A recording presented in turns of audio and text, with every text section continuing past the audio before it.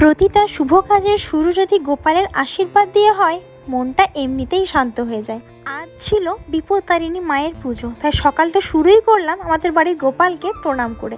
সকাল সকাল মা হাতে বেঁধে দিয়েছিল বিপত্তারিণী মায়ের পবিত্র সুতো, আর সেই সব নিয়েই যাচ্ছিলাম মায়ের মন্দিরে প্রণাম করার জন্য।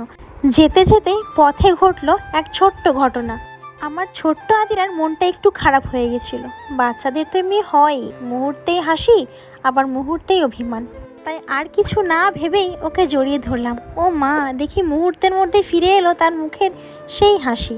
হাঁটতে হাঁটতে অবশেষে পৌঁছে গেলাম মা বড় মায়ের মন্দিরে।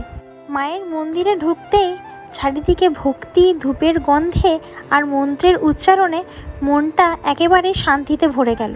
মন্দিরে ঢুকে মাকে প্রণাম করতেই জ্যাঠা আদিরাকে টিপ পরিয়ে দিল, আর তার সঙ্গে আমাকেও ডাকলো মায়ের টিপ পরে নেওয়ার জন্য। এমন ছোট ছোট পারিবারিক মুহূর্তগুলোই আমাদের জীবনের সবচেয়ে বড় আশীর্বাদ। মায়ের আশীর্বাদ নিয়ে আমরা সবাই আস্তে আস্তে এগোলাম বাড়ির দিকে। আর মা বিপত্তারিণীর কাছে একটাই প্রার্থনা, সবাই ভালো থেকো, সুস্থ থেকো। আর ব্লগটা কেমন লাগলো কমেন্টে কিন্তু অবশ্যই জানাবে। তাই আজকের মতো টাটা।